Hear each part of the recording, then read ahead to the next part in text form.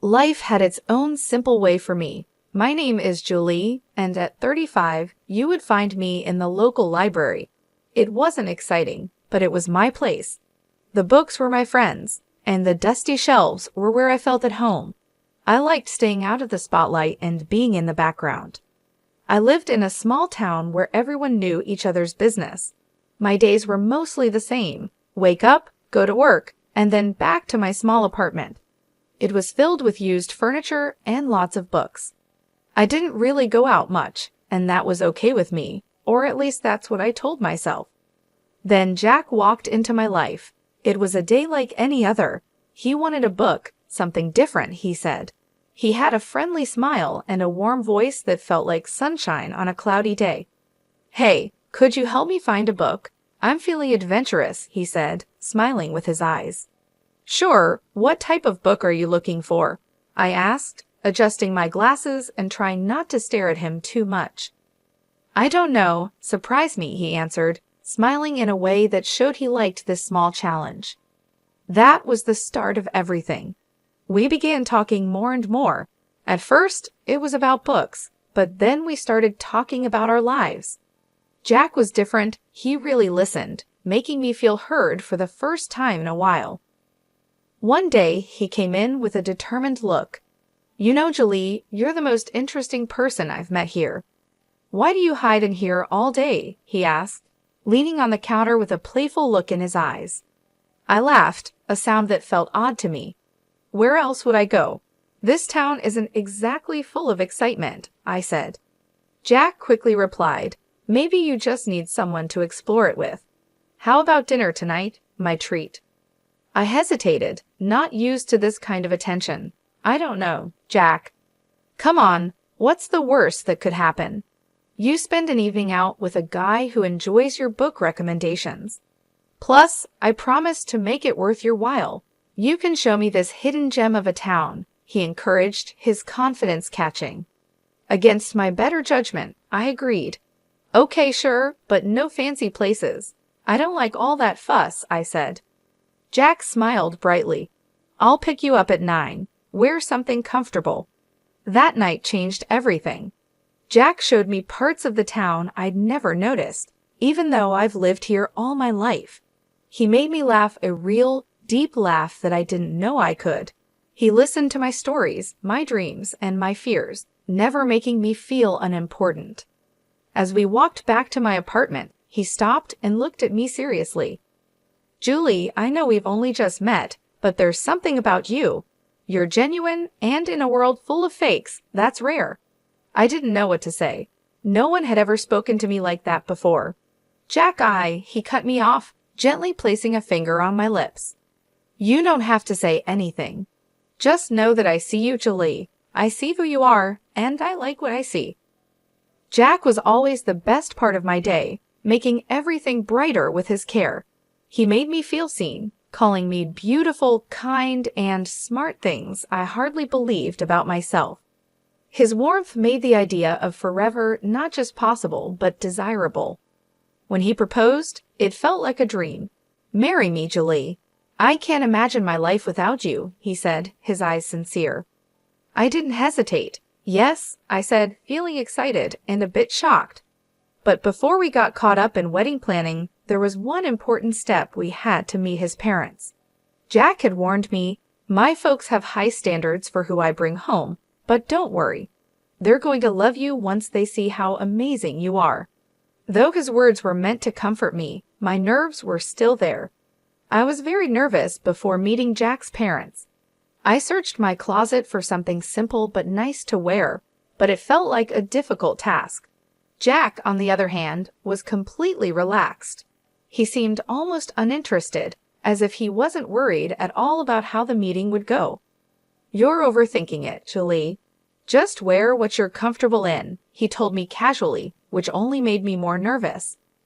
When the day came, I chose a simple blue dress, hoping it was the right choice. As we drove to his parents' house, Jack seemed more interested in the music on the radio than in the meeting. "You sure they're going to like me?" I asked him, looking for some reassurance. They'll come around. Just be yourself," he replied, not really paying attention. I was anxious as we walked up to the door of Jack's childhood home. I remembered his warnings and felt scared about what was coming. When the door opened, Jack's parents were hard to read. The dinner that followed felt like a test. They asked me many questions, making it feel more like an interrogation than a casual conversation. "So, Julie, Jack tells us you work at a library. Do you see yourself doing that long-term?" his father asked, sounding like he didn't think much of my job. I tried to answer confidently. "I love working there. It's fulfilling in a way I can't quite describe," I said, hoping my passion would impress them. Jack was unusually quiet the whole time, offering little help as I dealt with their tough questions and subtle criticisms. It felt like I was fighting a battle alone, with Jack just watching. On the drive home, the car was silent. I was not only upset about how the evening went, but also disappointed in Jack's lack of support. "I thought you said they'd warm up to me," I said, my voice filled with hurt. Jack just shrugged, which frustrated me. "Give it time, Julie. They just need to get to know you better," he said, but his words didn't really comfort me. After a few more dinners that felt just as uncomfortable, it was clear Jack's parents didn't like me much. They seemed to think I was after their money, which was not true at all. I was never interested in Jack's money. In fact, I barely knew about it until he mentioned it one day, saying his parents are a bit old-fashioned, worrying about money and status. One night, Jack came home looking serious. "Babe, we need to talk," he said, avoiding my eyes. I felt a knot in my stomach. "What's wrong?" I asked. "It's my parents," he started, finally looking at me. "They're insisting we sign a prenup." The word felt strange and bitter. "Jack, you know I don't care about your money, right?"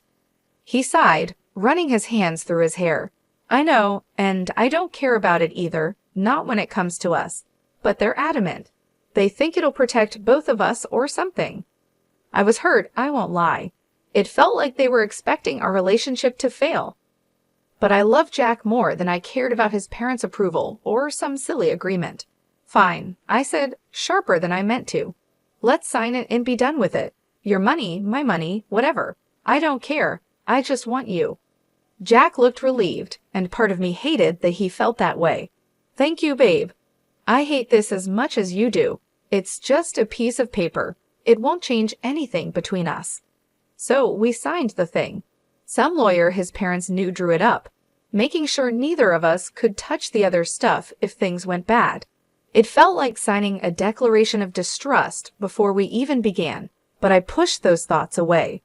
I was in love, and love was supposed to conquer all, right? Our wedding was simple, just how I wanted it, just a few close friends, an intimate ceremony, and the promise of forever. I moved into Jack's place shortly after. It was a nice house, nothing too fancy, but it felt a world away from my old apartment. Jack's parents lived nearby, which meant surprise visits that seemed more like inspections. Life with Jack started like a fairy tale, but it didn't take long for the shine to wear off, showing the harsh reality underneath. The change didn't happen overnight, but the signs slowly crept in, eroding what we had built. His mother, Megan, was the first crack in our perfect picture. She dropped by unannounced, scanning the house as if taking inventory. "Remember, this is Jack's house. Everything here is his," she reminded me. I kept my cool, replying, "I'm all aware, Megan. I'm not here for your son's things." "I love him," I said, but she just scoffed. "Love doesn't pay the bills, dear. Just remember, if you ever leave, you leave with what you came with, nothing." One day, she walked around the house pointing out everything. "See this couch? It's Jack's. That painting, also Jack's. Remember, dear, in case things go bad, you have no claim over any of it," she told me with a nasty kind of sweetness in her voice. It seemed like she enjoyed reminding me of my place in their world. Jack's father, Alexander, wasn't any better. He and Megan acted like they owned our house, not just visiting. They demanded coffee the moment they walked in, criticized how I made it too weak or too strong, and then sat in front of the TV, expecting me to serve them. "Grab us some chips, will you? And maybe wash those clothes piling up in the corner," Alexander would say without even looking at me. The worst part was that Jack never stood up for me. He'd laugh along with them, adding his own comments. Yeah, she's still learning how to do things right around here. Give her time. I felt like I was losing my mind. This wasn't the man I married. This was someone else, someone cruel and dismissive. Do you even hear yourself? How can you let them treat me like this? I'd confront Jack after his parents left. Babe, they're just set in their ways. You know how old people are, he'd say, shrugging it off as if I was the one overreacting. They don't mean anything by it. Plus, you know we're on their dime. Can't bite the hand that feeds, right? That line hit me like a slap in the face. So that was it. I was just the freeloader. The girl who married into their little empire and had to play by their rules or get out.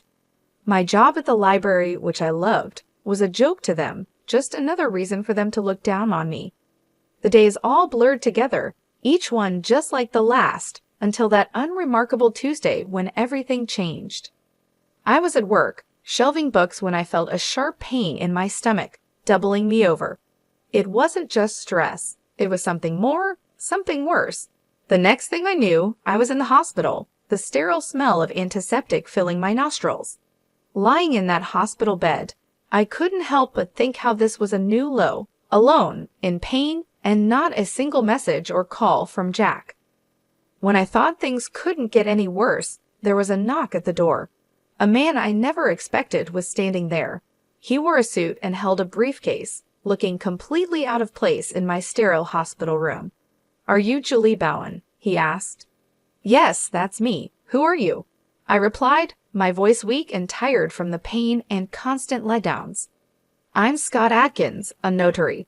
I have something important to discuss with you, he said. His tone was formal, but there was something in his eyes that made me want to listen. I nodded for him to continue, curious despite everything. It's about your great-uncle, Brandon Sanderson. He recently passed away, and you are his only heir, Julie. He left you inheritance. His words didn't make sense at first. Are you sure you have the right person?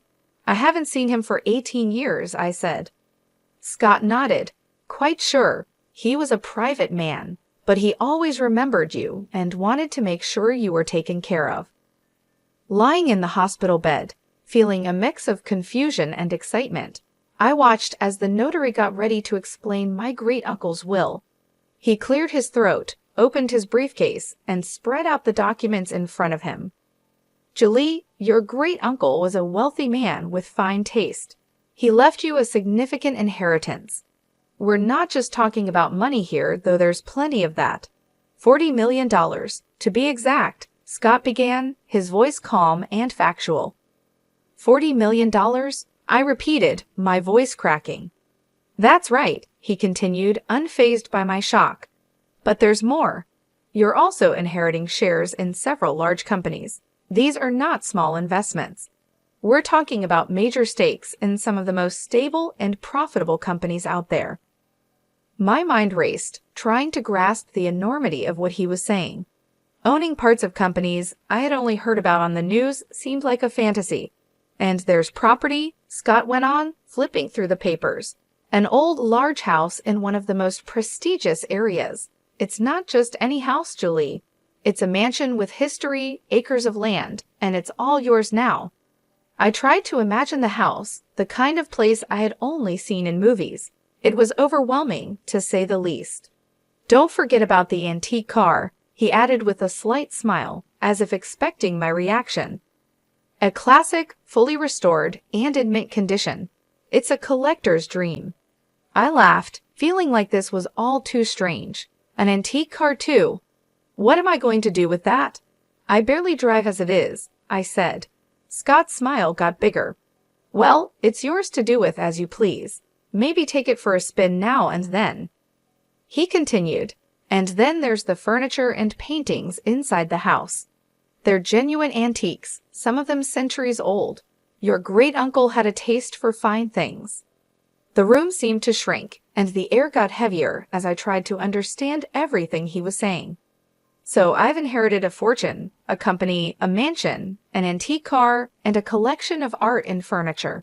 That's unbelievable. It's all yours, Julie. Your great-uncle wanted to make sure you were well taken care of. It seems he saw something special in you. Special? I felt anything but special, lying in a hospital bed after the worst few months of my life. Yet here I was, suddenly a multimillionaire, trusted with a legacy I didn't even know existed. Thank you, Mr. Adkins. This is a lot to take in. I don't even know where to start, I admitted, feeling grateful, disbelief, and a huge sense of responsibility. We'll take it one step at a time, he assured me. I'm here to help you through the whole process. Just then, my phone buzzed. It was Jack calling for the first time in days. Ignoring it, I turned back to Scott. What happens now? We'll need to handle some paperwork, but the inheritance is yours. Your life is about to change, Julie, and change it did. After the unexpected windfall, Jack and his folks seemed to change their attitude. Their daily hospital visits felt like scenes from a cheesy movie. Jack, who hadn't bothered to check on me before, was now constantly by my side, fussing over my blanket with a worried look. "How are you feeling today, love?" he'd ask, his voice dripping with sweetness that didn't reach his eyes. His mother, Megan, was even more over the top, if possible. "Darling, I'm going to cook your favorite lasagna when you get back home. Just you wait," she said, her smile wide but not quite genuine. It was all too much, too sudden. Yet I played along, smiling weakly and thanking them for their care. But suspicion gnawed at me, urging me to look beyond their actions. So one day, after their routine visit, I gathered the strength to slip out of my bed and follow them. My heart pounded with every step as I hid behind a corner. I overheard them as they showed their true colors, not knowing I was listening. Their laughter was loud and harsh. "Can you believe how easy it is? She's terribly naive." "She's completely fooled," Jack said, laughing. Megan, always planning, spoke with a sharp tone. "Make sure she has a baby with you, Jack. Once she does, she'll never be able to leave, and then we'll really have control over her and her fortune." Their cruel and cold words didn't shock me. I felt disappointed, yes, but not surprised. They had shown who they really were, and I was done pretending otherwise. Silently, I returned to my hospital bed, their mocking words igniting a determination within me. They saw me only as a way to secure their future, but I was done playing their game. Back at home after being discharged, I felt like a stranger in what was supposed to be my own place. Jack and his parents were there, pretending to be concerned. The air was tense with unspoken expectations. Jack broke the silence with a hint of sweetness, but mostly greed. "Babe, you're home. How are you feeling? We've been so worried about you." Ignoring the knot in my throat, I looked him straight in the eye. "I'm feeling better, thanks, but we need to talk." "All of us," I said, my voice steady despite the chaos inside. Megan, ever the actress, stepped forward, her hands clasped as if praying. "Of course, dear. We're here for you, whatever you need." It was now or never. I took a deep breath and made my intentions clear. "I'm filing for divorce, Jack, and before you ask no, you won't see a dime of my inheritance." The room went silent, the atmosphere drained as if by a vacuum. Jack's face went pale, his facade slipping to reveal his panic. "Divorce? But why? I thought we were happy." "Happy?" The word tasted bitter. "You, your mom, and your dad have made my life miserable. You've treated me like a servant, not a wife. And now, suddenly, you're concerned about me because I have something you want." Jack struggled for words, but Megan quickly intervened. "This is nonsense. We've always treated you like family. You're imagining things, dear." I rolled my eyes, tired of their lives. I took out the prenuptial agreement from my bag and showed it to him. "This saved me. You thought you could fool me, but I'm not the naive girl you thought I was." Alexander, who had been silent until now, finally spoke with a mix of anger and defeat. "You'll regret this. We're your family." "No, you're never my family. A family doesn't treat someone like dirt and then become nice when money is involved. I'm done here." Moving into my own small and cozy apartment was a breath of fresh air I desperately needed. It wasn't just a new place to live. It was my declaration of independence, my fresh start. The phone calls started almost immediately. Jack, sounding desperate, was the first to call. "Julie, please, you've got to come back. We can work this out. I know we can." His pleas didn't affect me. "Jack, it's over. I'm not coming back." "You need to accept that," I said firmly, leaving no room for negotiation. Soon after, Megan called, her voice a toxic mix of anger and guilt-tripping. "Ungrateful, after everything we've done for you. You owe us, Julie. You're making a huge mistake." "Owe you for what, Megan? For making me feel like a burden? No, I don't owe you anything. Goodbye." Hanging up on her felt like shedding a heavy weight, a final cut from the ties that bound me to a life of misery. The divorce was a relief, a clean break from a past that had threatened to consume me. Through friends, I heard about the fallout between Jack and his parents. Ironically, the prenuptial agreement they had insisted on was now the source of their family strife. With my great-uncle's inheritance securely in my name, I found purpose and generosity. A significant portion went to charities that mattered to me, causes that would make a difference in the world. But it was the bookstore that became my passion project, a cozy haven for lovers of old and rare books. It was my way of reconnecting with the world on my terms. My journey hadn't been easy, fraught with challenges and hard decisions. But standing in my bookstore, surrounded by the stories of countless others, I knew I had found my happy ending. It wasn't just about moving on from Jack and his family's manipulation. It was about rediscovering who I was and what I loved. Here's to new beginnings, I toasted to myself one quiet evening after closing up shop. The road ahead was uncertain, but it was mine to travel, filled with possibilities and the promise of newfound happiness.